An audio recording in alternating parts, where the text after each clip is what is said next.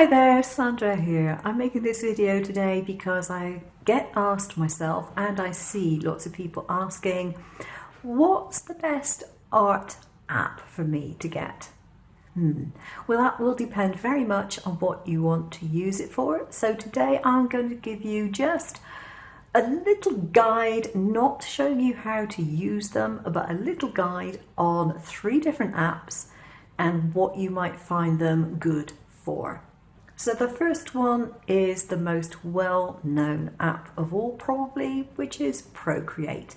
Procreate is designed for you to draw in raster format. So we're not talking SVGs here, we're talking PNGs, JPEG, that sort of stuff. Now I've got it open at the moment and this is the standard face that you see when you open the gallery, you get that.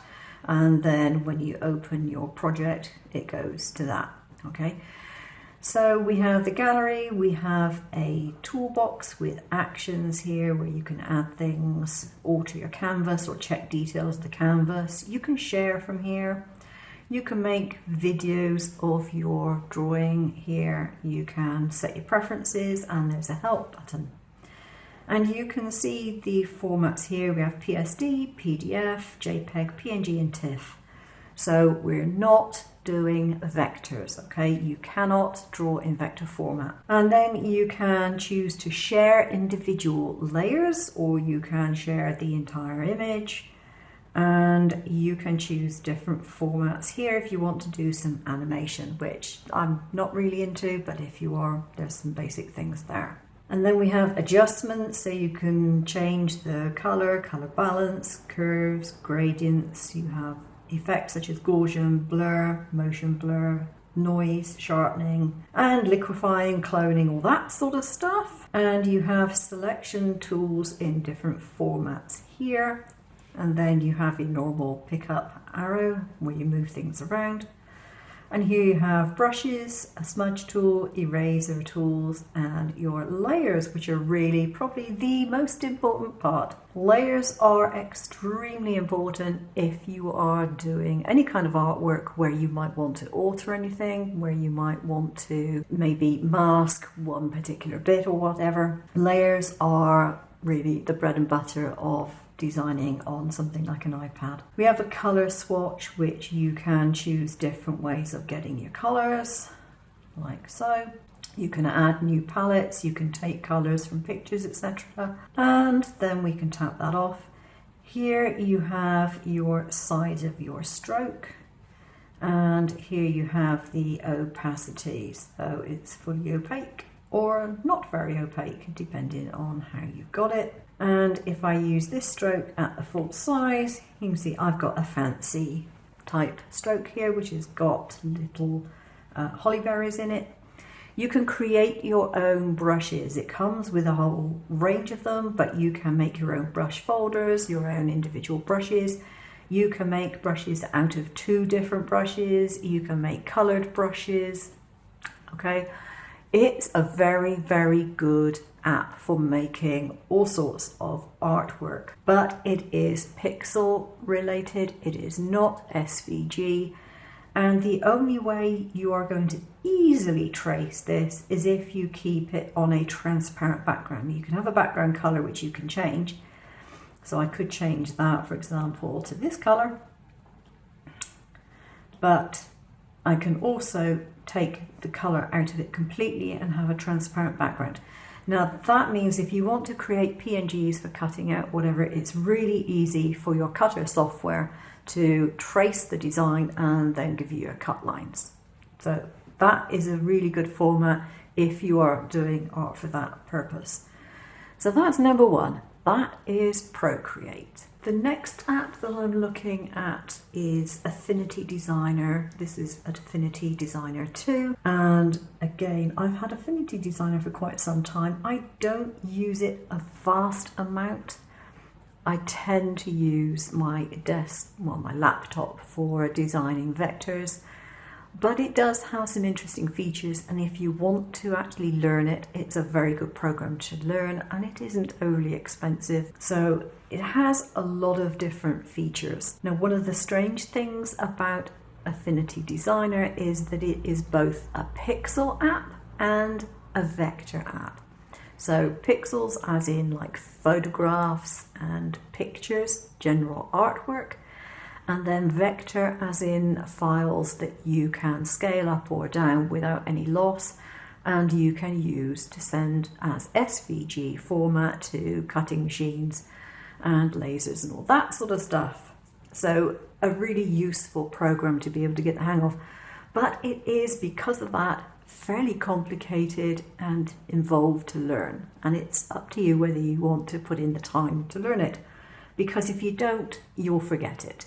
You either have to use it consistently or you're never going to remember how you did whatever you wanted to do. So first off, this blue icon up here on the top left is the vector side of things.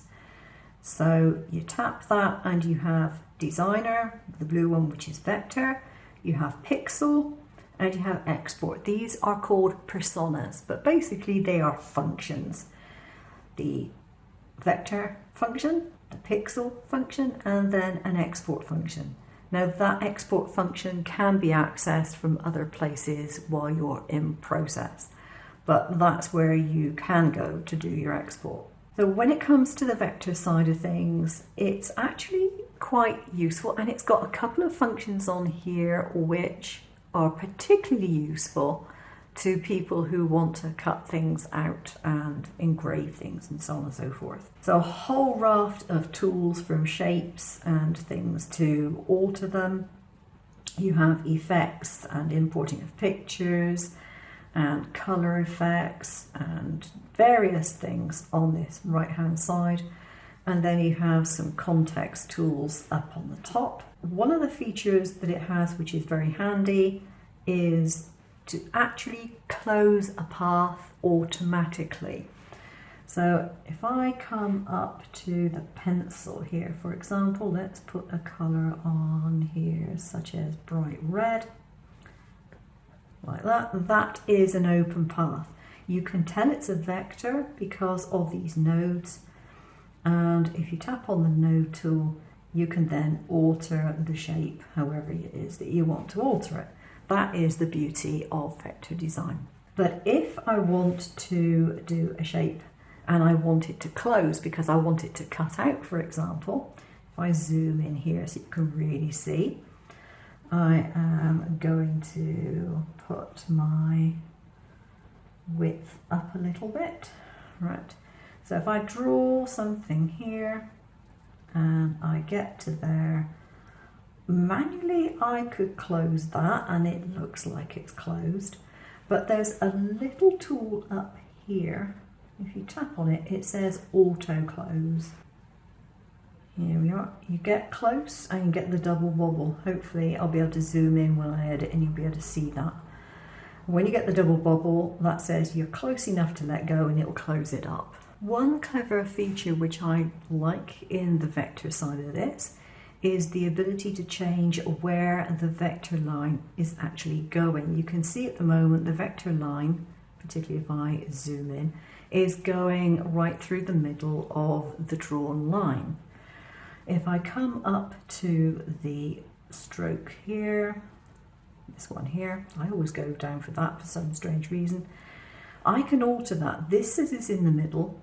If I alter it to this one, it goes on the outer edge, and if I alter it to this one, it goes on the inner edge. Really handy to be able to do that sometimes when you're designing for cutting. Other than that, it does all the usual vector functions, combining, subtracting, dividing, all the rest of it. So if you want to learn vector drawing on an iPad, this is a pretty good app to go for. So that's the vector side of it, but then it has a pixel side. So let's tap off of here, go to my layers, and if I add a new layer to this, like so, add a pixel layer, you can see I've now got a pixel layer in here. And if I draw on this, I will get the pixel tools, not the vector tools. So we no longer have node control because that is not something that it can do. So that is a useful thing to realise, that you can do your own drawings and things in pixel format and combine them with vector cut lines if that's what you wish to do, and export them as one file. So if you export it as an SVG with the pixels in it, you will get everything that you actually drew and your cut lines. So you can make your own brushes in the pixel format. You make pure pixel brushes. In the vector format, you can make brushes which are either pure vector, i.e. they are lines that you can just manipulate, or you can make what is kind of like a hybrid one, where you can have a design that looks like images, pictures of different things, dots, feathers, leaves, whatever it may be that you've drawn, but they are attached to a vector line, and the line itself can be manipulated, and the pixel image pattern that is attached to that brush goes with it. If you want to see more on that, go have a look at some videos by people who are far better at using Affinity than I am, but that is a feature which you may or may not find useful. The other thing that we have is the export, which is just exporting, and you can export it to wherever it is that you want to export it in, whatever format is applicable to the particular type of design that you've done. Phew, got through two. One more to go. And the next one is actually a pixel and vector format that is kind of between Procreate and this, in that it has a much different and much simpler interface for you to cope with, but it has some drawbacks if you're into the vector side of things that you probably should know. The third app is kind of like a hybrid, but it's simpler to use. It has far fewer controls. While it is an app which has a vector design in it, it doesn't have the Boolean pile, so there's no combining of things, there's no subtracting of things. You have some shape guides, so you have rectangles and ellipses and that sort of stuff to enable you to draw those shapes. You have line smoothing, you have line thickness attributes, you have lots of different brush styles that you can use, but not as many as, say, Procreate or indeed Affinity.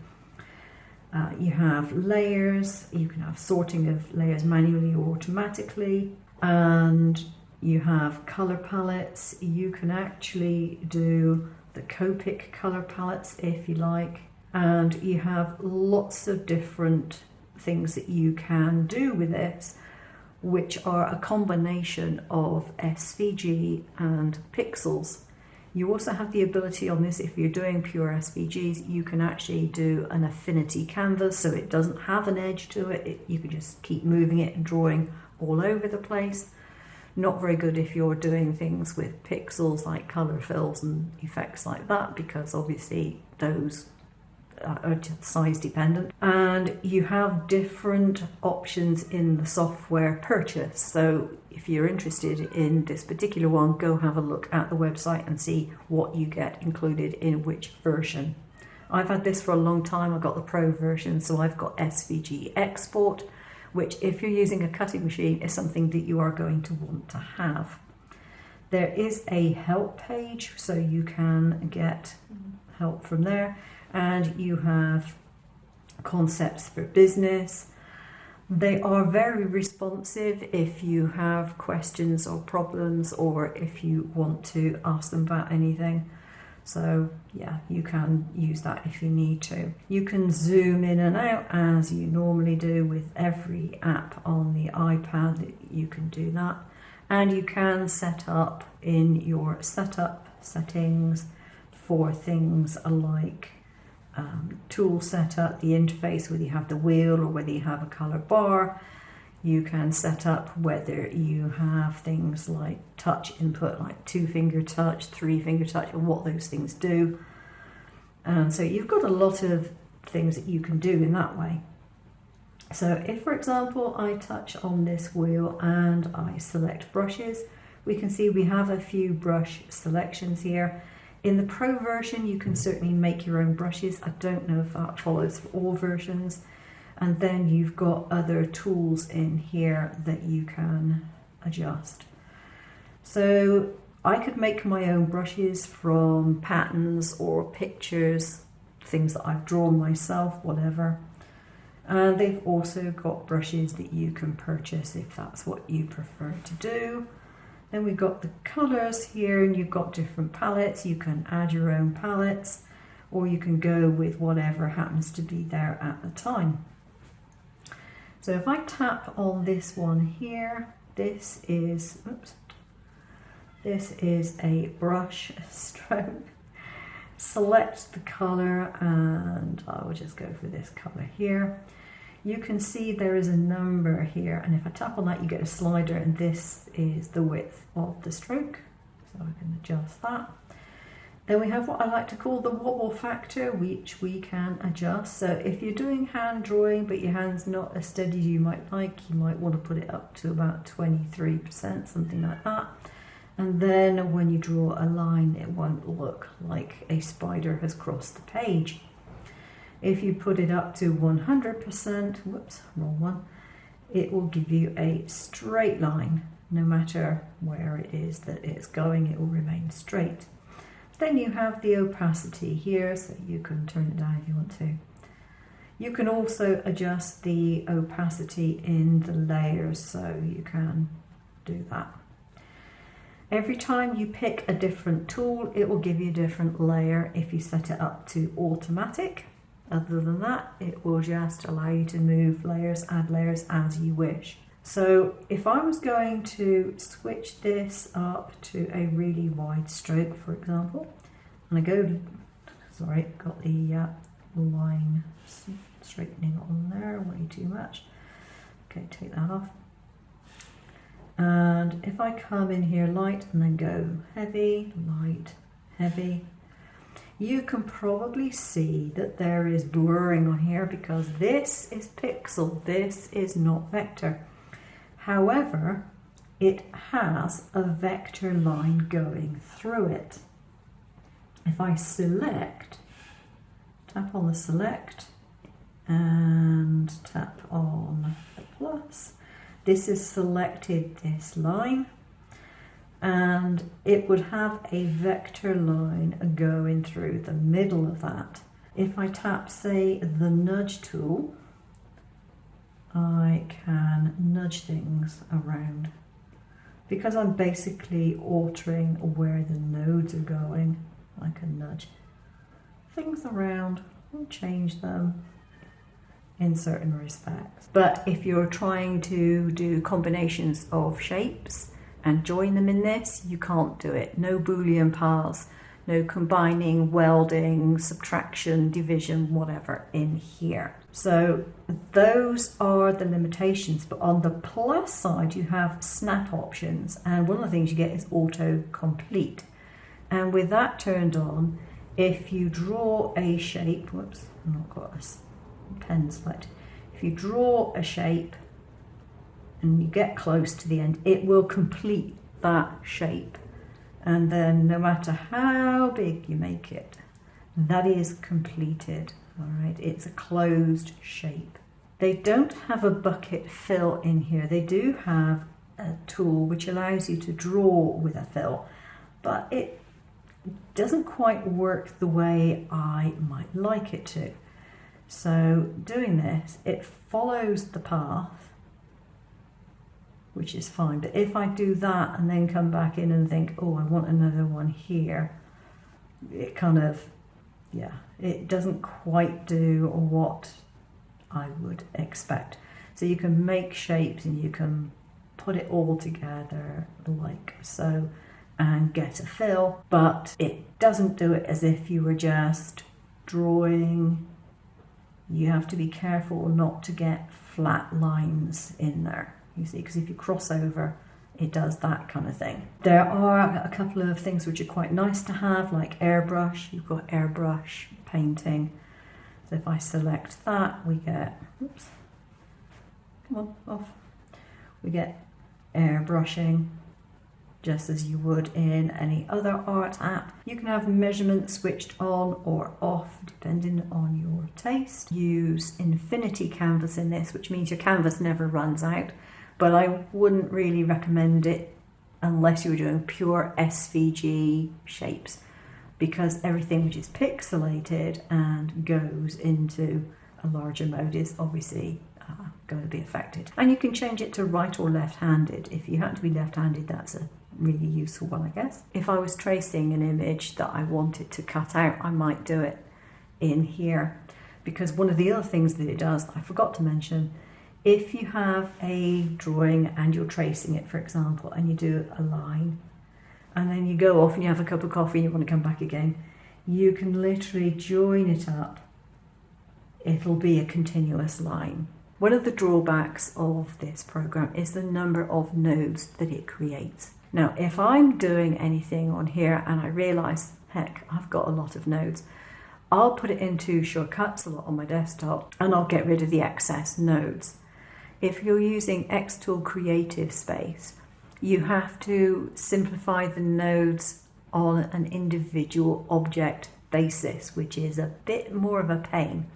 In shortcuts a lot, if I do it, I can just take the entire selection, boom, done in one click. But in Xtool Creative Space, you can't do that, just for anyone who's using it. You can do it by shape, but I believe it's one shape at a time. Whereas Affinity Designer has it in the software that it takes the nodes down to the smallest number it can automatically, I think. There's certainly a difference when I've drawn something in Affinity and it's had far fewer nodes than if I have drawn it in Concept. So they've obviously got different algorithms to deal with it, and theirs work extremely well. Concept is not actually designed for people using cutting machines. It's something you can use if you have a cutting machine, because it will export to SVG and other formats, but it wasn't designed with that in mind.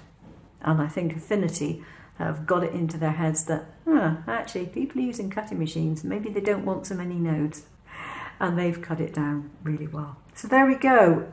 Just a brief look at all three. Hope you found it useful, but go have a look at all the different websites, look at the pricing, look at what you get for your money, look at what you might want to do with it, what you can do, what you can't do, and make up your mind from there. My complete outlook on this is totally unsponsored. I use all these apps for different things. I bought them myself. I don't get paid for telling you about it. Oh, that I would. No, actually, I don't like the idea of that. So, yeah, I don't mind which one you go for, or if indeed you go for none of them. It's entirely up to you. But I just thought I would answer the question, what's the difference between them and what might be better? So it just depends on what you want it for. Thanks for watching. I'll see you again soon. Take care now.